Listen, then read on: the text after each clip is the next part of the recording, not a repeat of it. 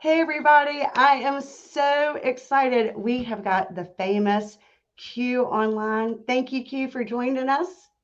Thank you for having me. Thank you, Jennifer. Yes, so excited. So, for anyone in the audience that doesn't know who Q is, and I am going to brag on you just for like 2 seconds, he is an individual agent in Memphis, Tennessee that ranked Pinnacle. Pinnacle and I'm Pinnacle too, but he did it by himself. I have a team. So what that means is he is in the top 1% of all Remax agents in the world. Now, what he has going that is amazing, and Q, you can correct me if I'm wrong, but I think I read that you're number 3 in the world as an individual agent within Remax. Is that right? Yes, that's correct. That is friggin' amazing. That just, I'm so proud of you. Thank you. Thank you. It takes a lot of work, though. My story, a lot of you guys know, I know we'll get more into it as we ask more questions, but it started off with a foundation of outworking everybody. And I don't want anybody here to think that it was just something that happened overnight because it wasn't. It took a lot of blood, sweat, and tears. And I mean, literally blood, sweat, and tears to get to where I am today. And hopefully we get to share some of that with you guys on this afternoon. That's exactly right. That is what I'm hoping. So, from a family of 16, and Yep. you are, On one of 17, I had a brother that actually passed about a year and a half, 2 years ago in Memphis. I'm sorry to hear that. Yep. He was killed in Memphis, which is a thing that's going on now in the city of Memphis, but it's still a safe place here now. Don't get me wrong. Everybody has their places. I think my brother was in the wrong place at the wrong time. Sorry. And that's what happened, but it's life. We learned from it. And I'm glad to still have 15 other siblings that are still here breathing and loving on me, but we did lose one. So it's 16 of us left. 16, and you're number 4 of 16. Yes, I'm the fourth oldest. Wow, the fourth oldest, and the only one that has gone to college. Is that accurate? So before me, I was the very first in my entire bloodline to go to college. I mean, from my mom, dad, sisters, aunts, uncles, whoever, to go and graduate from a 4-year university. And since then, my sisters and my brothers have went after me.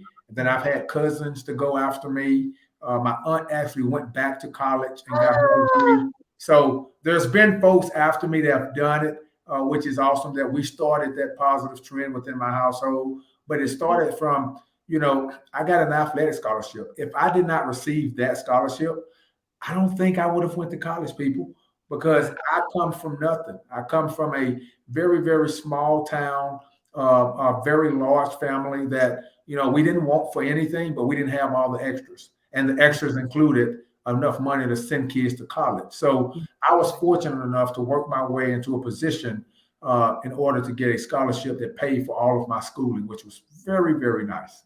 That is awesome. And who helped you? Like, did you have one person in your life? Like, was it important to your parents that you go to college? Like, who was the person that was instrumental in getting you into the athletic scholarship? And Yeah, kind of, so it was more so important to me to go to college than it is to anyone else because, of course, I had the aspiration to making it to the big leagues, NFL. In order to get there in football, you have to go to college and play. So that was my, fuel to my fire to say, hey, I need to get a scholarship to be able to go on to the next level. And I had that opportunity to go and sit in a locker room. I went with the Giants doing training camp, and it just wasn't my cup of tea. I figured out football was no longer about football. It was more business than it was actual X's and O's. So I did away with that game. I got a master's in accounting while in school. So I was like, hey, I got my degree. I'm smart enough. I'm that's right. still young enough to make the decision to say whether I want to continue to try to play or go ahead and start my business career. And I chose to start my career in accounting at that time, which we know 4 years later, accounting did not work out for Q. With the KPMG, a big four accounting firm, and I hated it. Yeah. I sat inside all day, crunched numbers in a cubicle, in a meeting, And I'm a people's person. I need to be outside. I need to go and come as I please. I need to be able to do some of the things that make you click and go. And I just Googled one day, what profession can I make what I'm worth? And real estate popped up. And I moved back home from Atlanta to Mississippi, got a license, and here we go. Here we are. I'm on a podcast right now. I'm on a live on Facebook and Instagram and Twitter talking to you people. That's exactly right. And sharing your amazingness with us. So you got your, which, interesting. I knew that you had a master's degree, but I didn't know it was in accounting. But that Yes. does make sense because every time I talk to you or hear you, you're very analytical thinker. So Yes. that makes sense with your accounting degree. And so you started in real estate. We all know, every realtor out there knows, you start real estate and you don't know what to do from there. So what did you do? Now you're a realtor, and where were you living at that time? Yeah, so I moved back. Of course, I called home to my parents and I told them kind of what was going on. Hey, I'm going to put in a 2-week notice. You're going to do what? No, don't do this. Yeah, I have to do it because of. So I went back and forth with that argument over the phone. And my parents made it very clear to me that you don't have a bed to come home to. I was like, okay, you know what? I have to fend for myself now. So I actually got a 1-bedroom, 1-bath apartment. It did not even have a light in the living room. I had to open the shades in order to get light through, for you can see. It had a light in the bedroom, a light in the kitchen. You had to plug in a lamp. But I moved to Memphis in a 1-bedroom, 1-bath apartment that it cost me around $850 a month. I had a car payment that was about $400 a month at that time, and I only had about $6,000 to my name. So now you're talking about $1,500 a month worth of bills before I would be out of money. You give and take, that's what, 3.5 months, 4 months max. So I had to come home and I had to make something happen very, very quick. I got my license and I started cold calling, started door knocking, started meeting people in public, started doing all those things that most agents around the world hate. Yeah. I embraced it. And my first year in the business, I was able to sell 106 houses and I hit the terminal level. Holy cow. Yeah, it was crazy. I couldn't believe it. A lot of people ask me, how did you do it? Well, I had a goal not to sell 100 houses, but to make 500 grand my first year in real estate. All right. So I had a goal to do that. And it just so happened when you're in Mississippi, it's 100 houses that you have to sell to make 500 grand. Yeah. So I did that my very first year, and I came to R4. I spoke. I did a lot of things within Remax organization because of that first year I had, and then I felt okay. I need to up it. I need to up my game a little more. And I met Brian Bowes at my second ever Remax convention, and I was talking to him, and I'm like, man, yeah, I did this last year. My next year going into real estate, I want to try to hit diamond, because I hit chairman. Anything that I do, I like to do it twice. So I hit chairmans, and my next goal was to hit diamond. To tell the public, like, chairman means you made $500,000. Okay, I'm so sorry. It's a lot of folks on here that's not Remax related. Yeah. And I want to tell you people, I want you to be Remax related. So I don't have to explain this, but I understand. But just so you understand, so chairman's is 500 grand, up 500 to I think 749 and dollars, not sales. So I did that 2 years, my first 2 years in the business. And then my third year in the business, I actually had a goal to hit diamond when I met Brian Bowes, and he was like, yeah, diamond is probably the best that you could do where you are. The next level up would be pinnacle. And he challenged me. Diamond means the goal was to make $1 million. A million or more. And Brian Bowes challenged me to go for pinnacle. And my third year in real estate, I hit pinnacle. And then last year being bypassed diamond. Holy cow. Doubled it. I didn't even know that I could do that. And then I always like to do something and then have it a prove it year. So last year being my fourth year in the business, I hit pinnacle again. And it's just been a trend of setting a goal and hitting it. And what I've learned about goals is this: if I can set a goal, I know for a fact that I can hit it. Now, it's going to take work, but I've learned to set my goals so high, because who would have ever thought a kid from Mississippi can make $2 million in 1 year? In 365 days, $2 million. And also last year, I traveled 32 times to speak.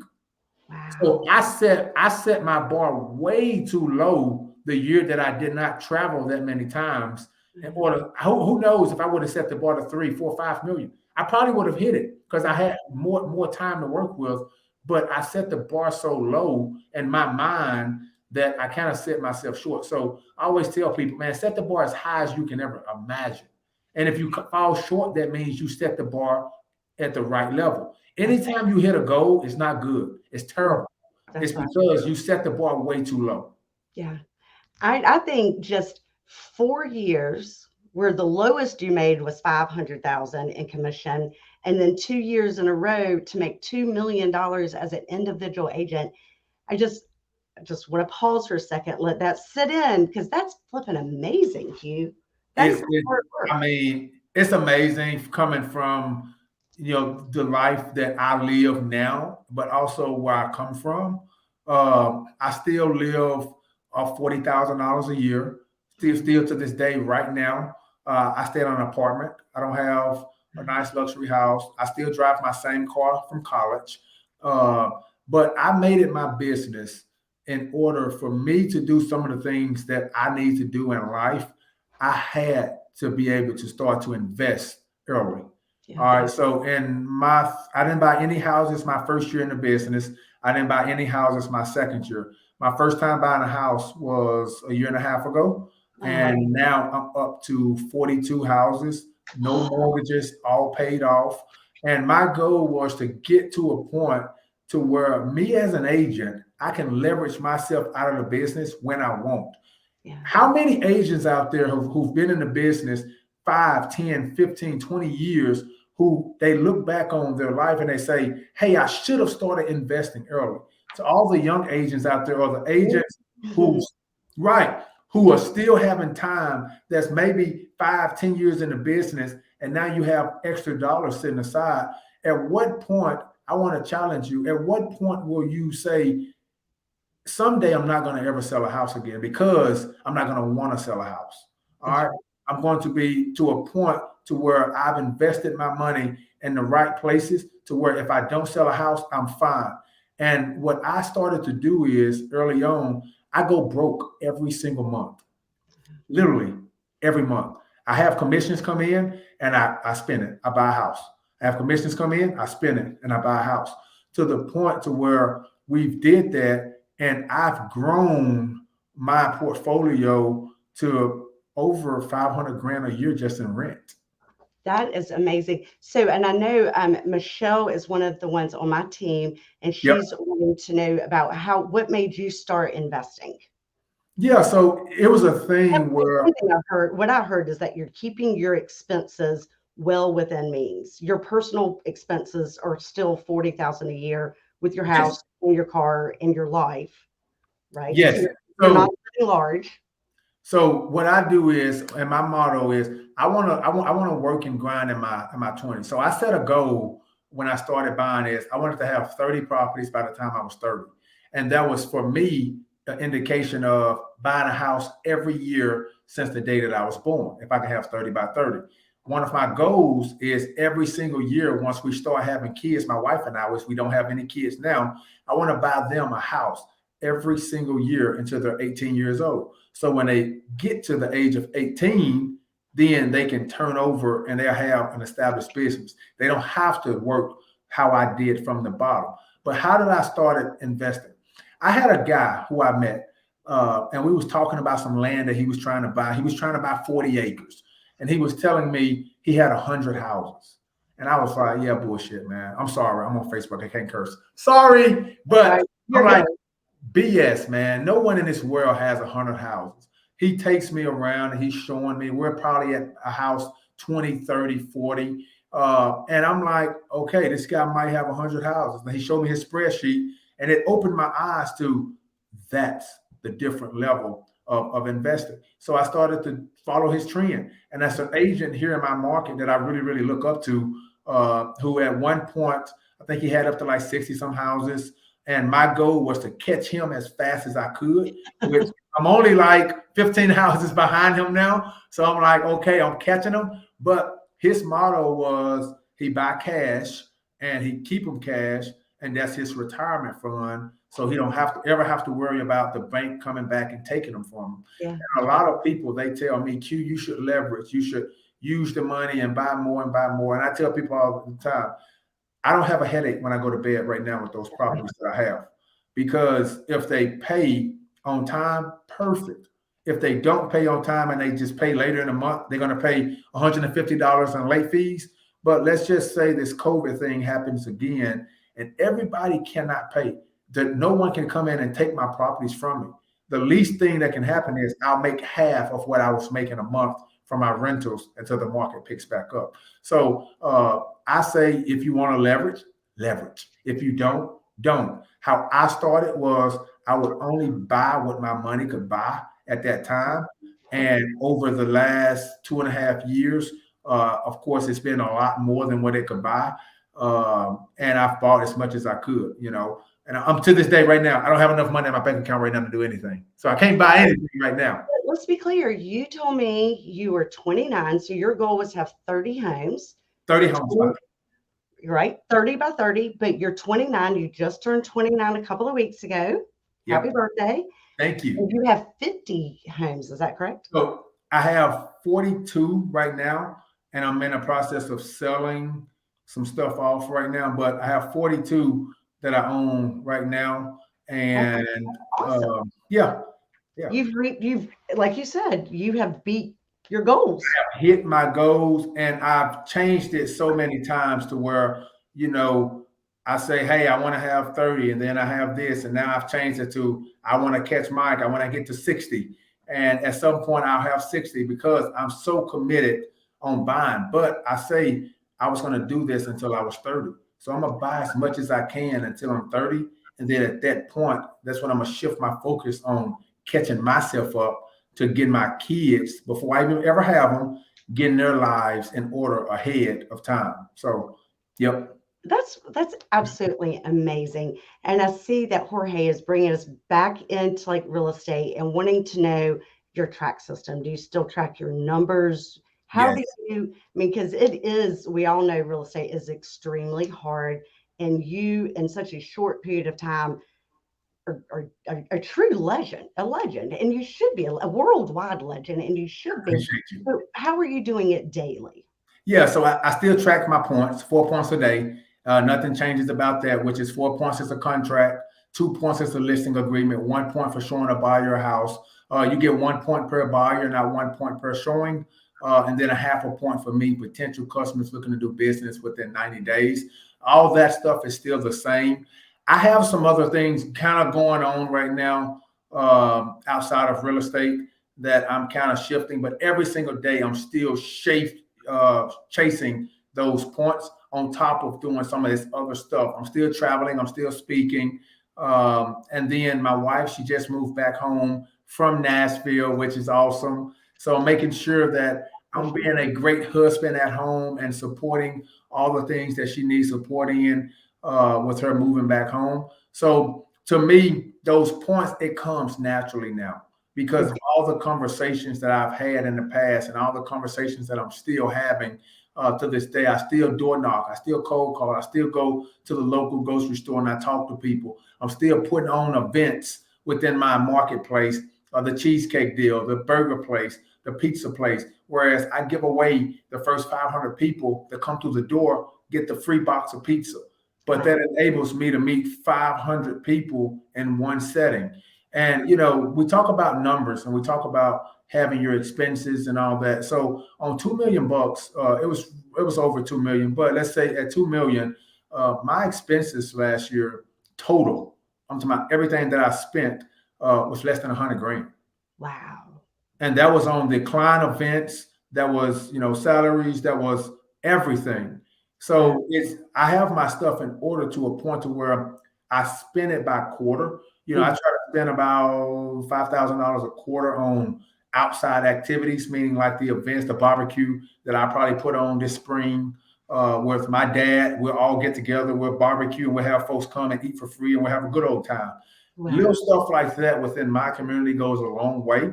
Yeah. And I'm pretty sure in other communities it will do the same. So those 4 points a day that I'm getting is still the same regimen, but it's become easier for me to get those points because of the brand that I've built. I still have folks that call me every single day. Hey, I want to sell my house. Hey, I want to buy a house.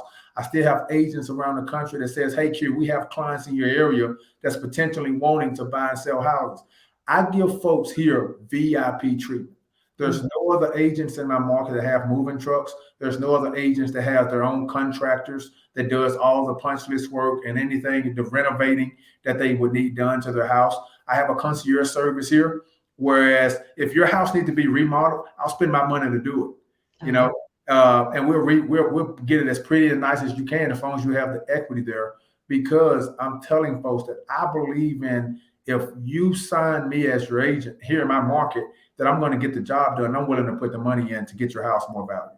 So you'll go in there, you'll assess the value of their house, then you will actually spend your money for them to fix it up, and then I'm assuming at closing you'll get recompensated. I get reimbursed at closing for that. And it's great for them because in some instances maybe they can get $230 for the house in as is condition. But if we can put 15, 20,000, then they can maybe get 315. Yeah. I would spend 15 to 20 to get an extra 70, 75. But if they don't have that money to spend, or they're afraid to spend it because they're unsure if they can get that value, I'll spend it and I'll show you. And then, but that's the kind of stuff that I'm doing within my market to keep those 4 points coming in daily, because then those folks, they'll tell their friends. And a lot of folks might ask me, Q, how do you keep your business? It's because I buy a lot of property here. So folks call me to say, hey, I heard you bought XYZ house. Do you want to buy mine? I'm broke right now. I can't buy your house. I can help you sell it, you know. I'll buy it, but then I've built the reputation with the other agents. Yeah. Whereas if they have listings that, you know, that was under contract at one point and now it falls apart and now the buyer has bought another house, they'll call me to step in and buy their client's listing. Or they'll call me if U-Haul cancels on their client to use my moving trucks. Wow. For their client. So little stuff like that where I've built my relationship with the community, but also with the agents here, to where they call me for just little stuff, advice, to use my trucks, to buy a house whenever they can't do it. So, and you built that name and that reputation in 4 years. Yes. Which is amazing. And then Rich has got a question for you about, do you have them sign like a promissory note? Like, yeah, so my attorney drafts all of that up. Yep.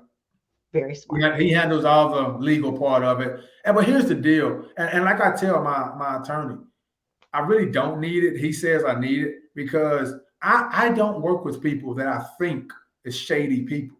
If I have any sense in the world that I think they would try to pull a fast one on me, I just don't work with them, period. Like, I turn down listings if I feel like that person and myself, we don't mesh well, or their desires and my desires are not the same. I don't take on every single listing that I go. I have turned some down because we just don't fit each other.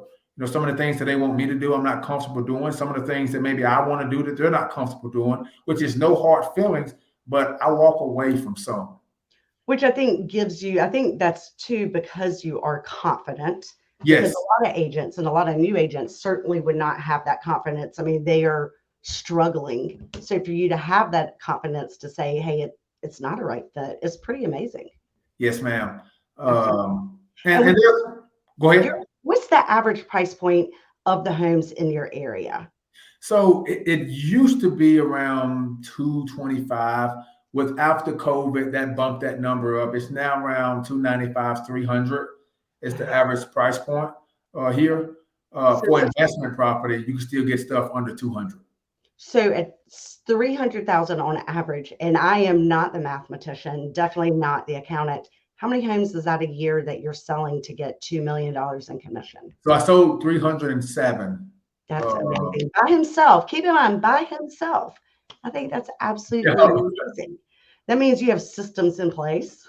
Yes, it's a very strict system which we follow because my main thing is what has allowed me, I guess, to be successful so quick is I always understand what's going on within my local market.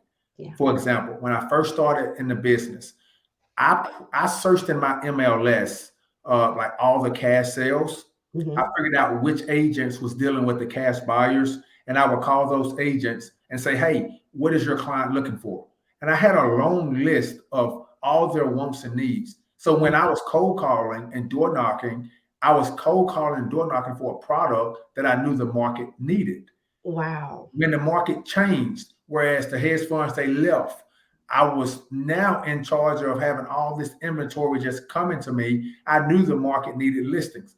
I'm the guy who has the listings. So I positioned myself to make sure I understand at all times what's going on in my market. And then whatever is going on, I exploit the easy and most, I guess, accurate way to get the product to the consumer, to get the deal done the fastest. I've had clients where we don't even list their property because the hedge funds was paying $30,000, $40,000 over asking, Right. and not having an appraisal.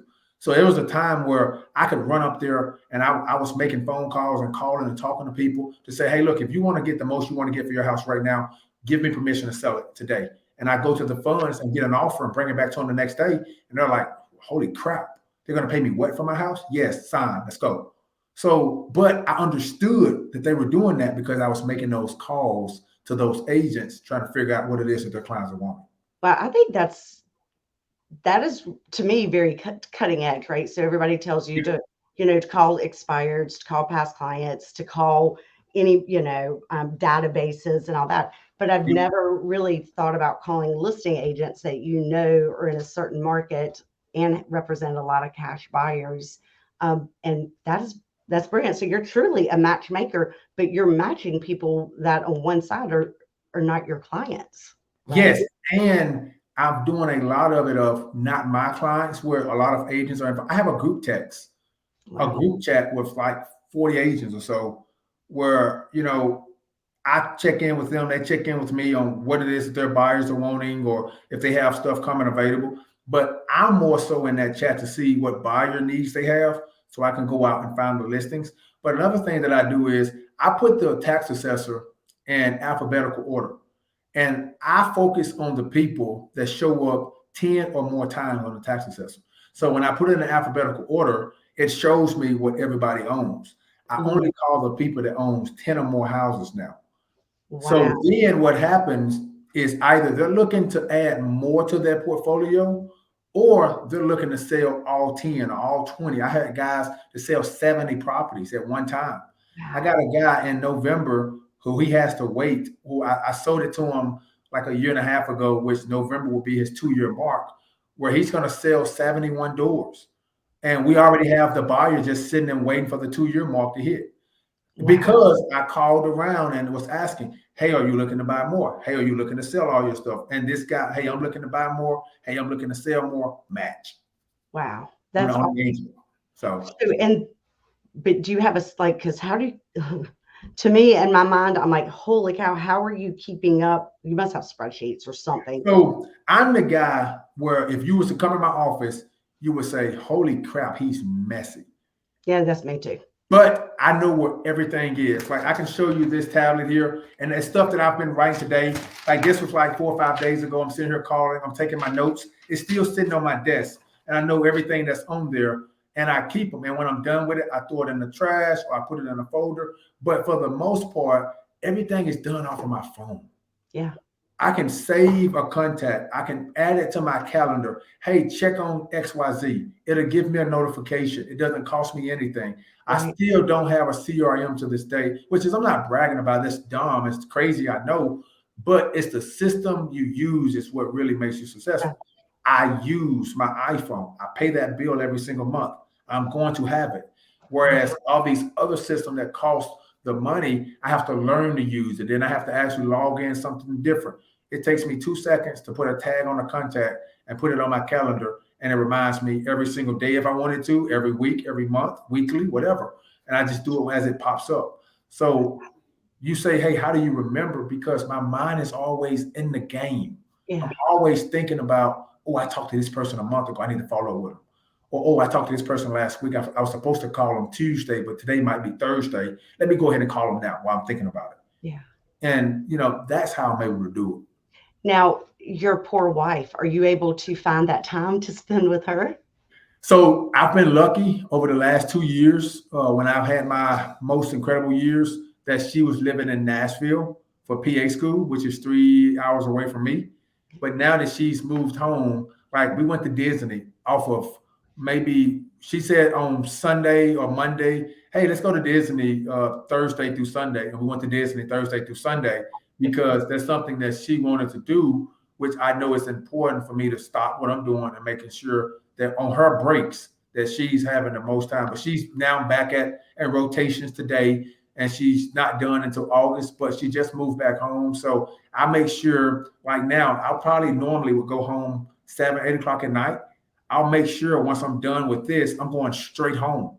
I want to beat her to the house. I want to maybe clean up a little bit if I left a mess after she's left, or I want to get the food ready. So I want to be that husband. I want to be when my kids are here. I want to be that dad that never misses anything. And that is why I suffer now. I go broke and I spend all of my money on my rental properties. So when I do have kids and I want to go to a baseball game or I want to go out of town with them, I don't have to check in with clients if I don't want to. And I might start a team soon. I don't know. But what I do know is I'm able to walk away from this business today if I want to and be financially stable. Have that passive income. That's so Correct. brilliant. I think that is absolutely brilliant. And I know that you do a lot with block scheduling. I mean, you are extremely organized. Yes, mentally. So I'm extremely organized from here up, and then of course I work out and stuff. But like I say, if you walk into my office, you'll be like, "What the world?" Yeah, that's okay. I understand that. If you look, you can't walk in my office. Yeah, I completely get that. But you do block scheduling. You work out, you have your naps, you have your door knocking, your phone call. I mean, you have it all pretty scheduled out. Is that right? That is correct. I break down my 168 to the last minute. And what that 168 is, we all have 168 hours in a week. We have to break that out and to understand how much time that we truly have left over to work on our real estate business. So for me, I know that I want to play my game 2 or 3 hours at nighttime every single day. So I put 21 hours a week in my schedule to play my video game.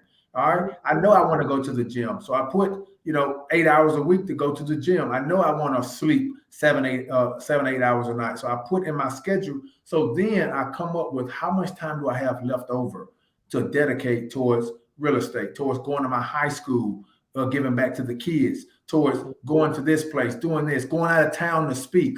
How much time do I truly have to do those things and also put enough time within my business to be successful? So I've broken that schedule down to the last minute, and now it's become second nature. It's programmed in me on how much time I have. So, well, it's obviously working. So I am just I'm so excited for you.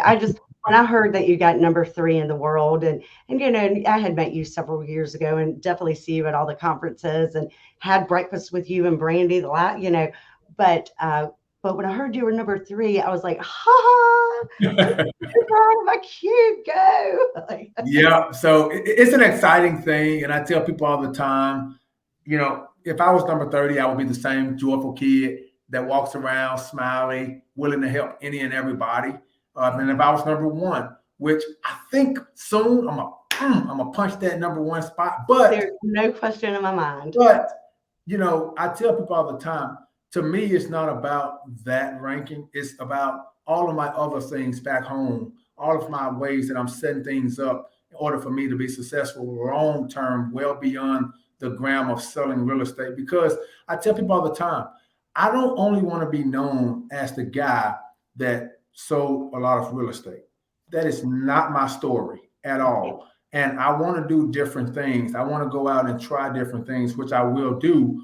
But I also want to understand, I want people to know me as someone who's as giving as I am, someone who's going to take.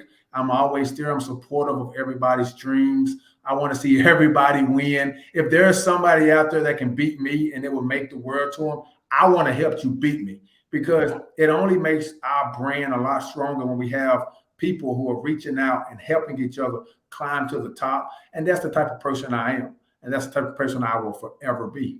Yeah. Yeah. And I know, and I had heard, I think one time you were talking about you and your 15 siblings and your mom putting food out, and it was like, huh, you didn't have a chance to say whether you liked it or not. It was like, you better eat quick because might not Correct. be seconds out there. Yep.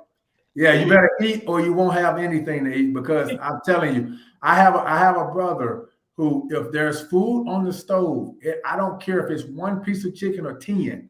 If when he wakes up, if there's food, he's eating it all.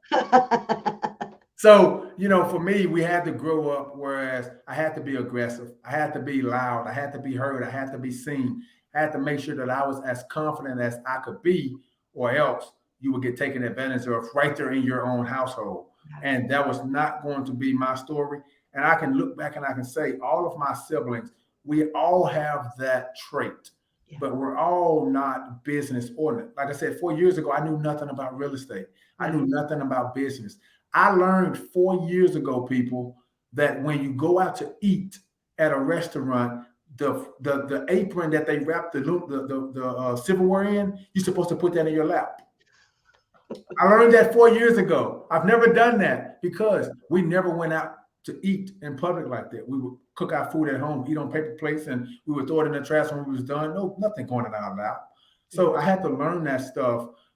And now it's like I'm teaching it to my siblings. I'm teaching it to the kids in my community. So when they grow up and they go to their first professional meeting, that they're not looking crazy because they've started eating before they put their apron in their lap.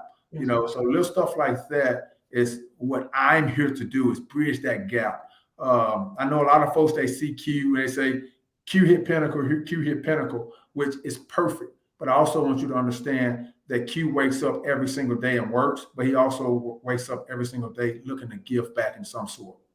I love it. I think that summed up everything. I think you said it beautifully, and you definitely do give back.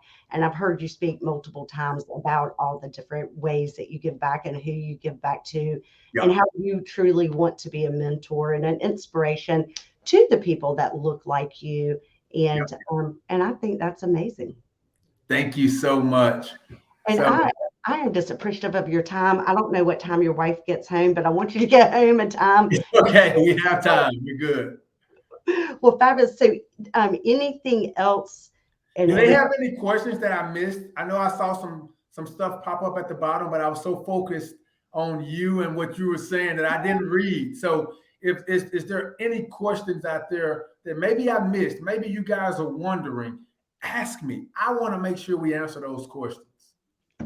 Absolutely. So get those questions coming in, and we will get Q to get them answered. And I'm trying to make sure that I didn't miss anything, but I think everything. Oh yeah, because Jorge asked about the point systems. Michelle asked about the investments. Anything else that anybody has for him? We'll give it just a couple of minutes. But while we're wrapping up, what advice, and keep those questions coming in. I'm just filling a gap while y'all are typing. So what are some advice that you would give like a brand new agent? Yeah. So if I'm a brand new agent, what I would tell myself is go out and make the mistake before you learn every little detail that needs to be known about this business. Go out and try it. And you're going to fail. You're going to make mistakes. But what you're going to learn is you learn more from those mistakes than you will sitting in the classroom, not going out and trying. So don't be afraid to make those mistakes. Hey, talk to more people today than you talked to yesterday. Make that your trend every single day, to a point to where you're talking to 300 some people a day today, and you have to go out and do that same thing tomorrow in order to beat yourself. Make it your game plan. Start today with one, and tomorrow it's going to be two, and the next day it's going to be three. Eventually, you're going to get so comfortable and so confident with talking to folks that it's going to become second nature. But it has to start today. It cannot wait no longer. So talk to more people today than you did yesterday. I love So it. glad you did. But what made you choose Remax? So what made me choose Remax was very simple. It was the family atmosphere that I felt when I came in to interview with the company. I had a personal relationship with our owner, Sammy Knight, here back home. And when here it goes back to 4 years ago, where I did not know Remax was a real estate company. The biggest brand in the world within the Remax, within the real estate realm, I did not know existed. And when I talked to Sammy before I moved to Atlanta, he was telling me to come to his Remax to do the accounting. Okay, because I'm an Ole Miss guy. He lives in Oxford. He's an Ole Miss fan. I was a player. He was trying to help me out. So by telling me to come to his Remax and do the accounting. Well, I took the job in Atlanta. So when I came back, I called Sammy because I knew Sammy was in the business world. And I just asked him, hey, who can I talk to about real estate? And he was like, hey, Q, you can come to my Remax. I was like, dude, no, I'm looking to get into real estate, not accounting. And he was telling me, no, Q, Remax is a real estate company. And then I came and I met the people. It was family. I went to my first conference and it was family. And I started to see a trend of high producing agents that was willing to reach their hand out and say, hey, my guy, it looks like you're up and coming. Let me help. And that attracted me to say, okay, you know what? I'm with the right company, right brand. And then the colors are so simple. Ole Miss is red, white, and blue. The United States is red, white, and blue. Remax, red, white, and blue. It's made for the world, people, you know? So for me, it was more so, like I say, just fitting in with the people and the culture, but also just aligning myself with a brand that's much bigger than me. So it makes my job a lot easier when I'm out explaining to folks what it is that I'm doing. I don't have to explain the company no longer. I just have to explain who I am. I love it. So, Yep. any advice for college kids getting their license now? And Sarah's asking for her son who's in college and working to get his real estate license. Yeah. So what I would say is remind them to enjoy life, be a kid. Remind them that the ages of 19, 20, 21, 22 are the ages that they should be enjoying and growing and figuring out other things other than work. Because real estate is work. From the day you get your license, it's some sort of work. You have to show people that you're capable of doing it. So I would make sure that, hey, it's perfect that they're thinking along that train. But with them being so young, we have to be careful because, like for myself, I look at this real estate game now being so young, and I say, "Hey, I've accomplished X, Y, Z in 4 years, but I'm not even 30 yet." And I start to automatically think like, "Do I want this to be my same story for the next 30 years?" Yeah. So I want them to create a story now in their youth, in their younger days, that when they actually start working in real estate, that even if it happens fast enough, they can look back at their life and say, I've done X, Y, Z, and I'm proud of all these things, but now I'm doing this and I'm happy doing it versus all I've done with all of my adult life is real estate. So, I would encourage them to get that license, but also encourage them to focus on other things. That's right. Being a kid. Yep. Any Yeah. ideas? Can you give me ideas for someone without a huge network of friends? It's very simple. You create your network of friends. There's no limit of the amount of people that you can meet every single day, brand new people. And that's how I was coming in. I had a lot of friends on Facebook and all that stuff, but I didn't have any real estate friends. I didn't have people that would say, yes, sell my house friends. I had to go out and find those people. And the more people, go ahead. I was going to ask you, Hugh, didn't you, and maybe I'm wrong, but didn't you volunteer at your local Kroger just I to meet did. more people? So, right. So what I would do is I would go to Kroger and I would bag people's groceries and take them to the car. And I would go in and fake grocery shop just to meet people and give them my cards to talk to them, just to build that relationship and that name within my marketplace. But for you to build your huge network, it start with building one person at a time and then changing that one into two. The same thing. You start today with saying, hey, I'm going to meet 10 people. You better meet 11 tomorrow, at least 11. And if you go on, if you make that your theme every single day. In a year, you'll look back and you'll say, you know what? That small network I used to once have is now large. And That's right. now business will start to come in because those folks will see that you're showing up every day, giving it all you have, and you're not afraid to go out and meet the next person. That's right. That's exactly right. Good. So, how often do you call the same person like a lead? I don't want to bug people. Bugging people gets the business. And when you're at a barbecue and a fly is flying around, you're not going to swat at a fly unless it's bugging you, right? If it flies by once or twice, you're going to ignore it.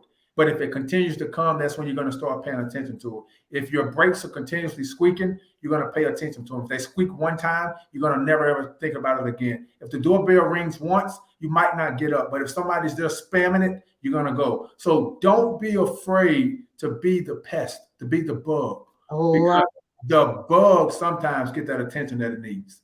I love it. But for me, you say, how many times do I call? I call them as many times as it takes. If I feel like there's someone that's going to do business with me, and every single time, so regardless if it's my first time calling you or my second time, if I've known you for 30 years, I'm not even 30, but if I've known you all my life, my motto is if I'm calling somebody, I call 2 times back to back. So if I call you and you don't answer, I hang up, I call right back. 9 times out of 10, the person answered the phones the second time because they might not know the number the first time, or if they did, they might think it's an emergency. If you call 2 times back to back, so they're more likely to answer it. So I do that regardless if I'm calling a brand new person or someone I've known for forever. I start there, and then after I've called twice back to back, if they still haven't answered, I leave a voicemail, and then I shoot a text, and then I might call that person later again that day or the next morning. Yeah. So I love it. It's all, I think with you, it's all about your positive attitude, and you don't see it as bugging somebody. You see it trying to help them. Correct. Because here's the deal. If they look at it as me bugging them, then it's probably someone that I'm not going to mess with and do business with. And at that point in time, I could care less what you think about me. You know, so if you are so upset because I'm actually working, then that's not my problem. Now, if I'm bothering you, tell me, and I promise you I'll stop. But if it's just a point of the fact that I've called you multiple times, if you haven't told me to stop calling, I'm gonna keep calling. Yeah, that's right. And I think when I had spoken to you the other day and I was having my little meltdown, and you were so awesome because you were like, well, the way I see it is, they didn't want I was putting the notes on everybody's yours, and you're like, well, if they didn't want it, they didn't want it. You just need to find the person that does. You're just one step closer to finding that person that says yes. And I was like, okay, good attitude. That's exactly right. That's it. And that was a real life, moment, situation. But that's how I live my day-to-day life of saying, you know what? If this person don't want me, then the next person might. That's why I tell my wife, baby, don't leave me. Because I ain't gonna cry for too long. Because I know it's somebody. but we have to be confident. But we also have to make sure that we're still putting our foot on the gas to move forward with the things that we're doing and we're believing. So I love it. Yes, I ma'am. love it. I think you have gotten everybody's question. If anybody has a quick question, add it in. Otherwise, we're going to let you go. Get your house clean and get dinner cooked for your wife. Yes, ma'am. I appreciate it. And I appreciate you, Q. Thank you so much for your time, and just always enjoyed seeing your face and your positive attitude and that gorgeous smile. Yes, ma'am. Thank you so much. So awesome to be on and continue. I watch them when you post them. This is awesome stuff for not only the real estate community, just people in general that's thinking about buying or selling, or maybe thinking about getting in real estate. I know they're watching this, and this is an awesome thing that I look forward to on Mondays. So, well, awesome. I appreciate you, Q, yes, and thank you so much. And I'll talk to you soon. Peace. Peace.